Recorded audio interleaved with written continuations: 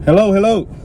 Sa vlog na ito ay gusto ko lang i-share sa inyo ang aking opinion tungkol sa kung ano ang uunahin sa pagbili ng sasakyan or ng bahay.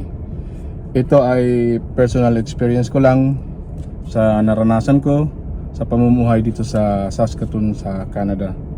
Sabi nga ng mortgage specialist namin, you can't buy a house and a vehicle at the same time.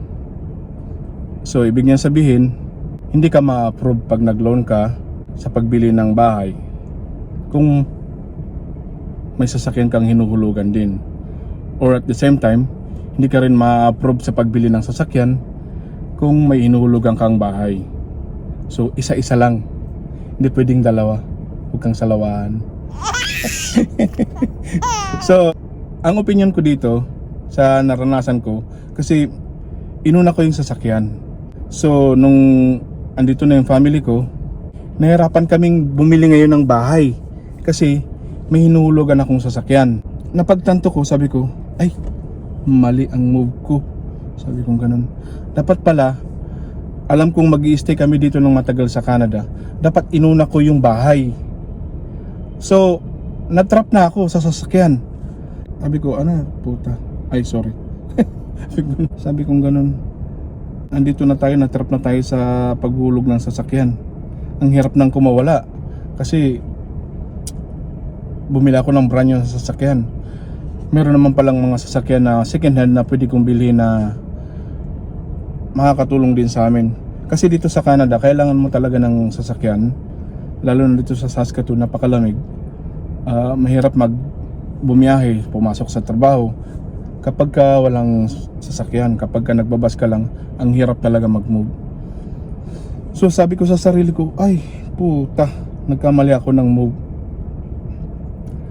So in my case, ang priority ko talaga is dapat ay bahay. Kasi malaki yung mga anak ko, so kailangan nila ng space. Dapat ang inuna ko ay bahay. So mistake ko yun, tanggap ko sa sarili ko. Kaya nagantay ako ng 6 years matapos yung hinuhulugan kong sasakyan. Saka lang ako nakabili ng bahay. Pero ito, sinishare ko sa inyo as a learning experience. Kung priority nyo yung bahay o sasakyan, it's up to you. But kung priority nyo yung bahay, unahin nyo na makabili ng bahay. Kasi mas maganda talaga kung hindi ka nangungupahan, sarili mo yung bahay. Kasi yung bahay, nag-a-appreciate yan yung kanyang presyo. Kung sa tingin mo hindi ka magtatagal sa Canada at ayaw mo na dito magstay sa Canada, pwede mo siyang ibenta. Hindi katulad nung sasakyan.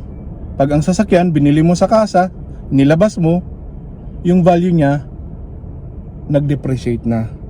Hindi mo na siya pwedeng ibenta ng mas mahal o nung kagaya ng presyo na pagbili mo, hindi mo na siya pwedeng ibenta ng ganun. So learning experience ko yan. Ang dapat mo lang gawin, unawain mo kung ano yung priority mo at yun ang uunahin mo.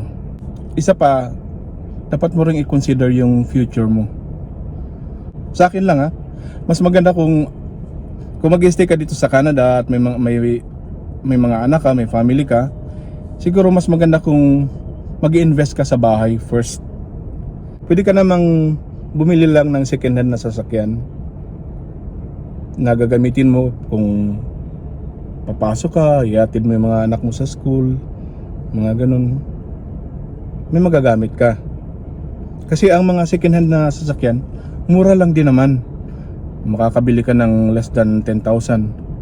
O starting car mo pwedeng less than 5,000 lang, pwede na yan. Yung nabibili ng mga ganong sasakyan dito sa Canada.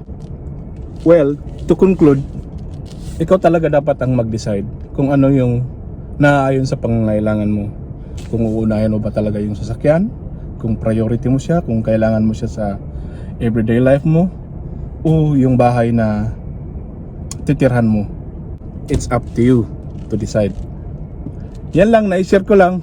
At sana nakapagbigay ng insight sa inyo kahit papaano sa pagkakamali na nagawa ko. And you know, pag nagkamali ka, it's not too late. Laging hindi huli ang lahat. Pwede pang itama ang pagkakamali. Tulad ko, after so many years, nakabili rin kami ng bahay. So, yun lang. Maraming salamat sa panonood. Till next time. Peace.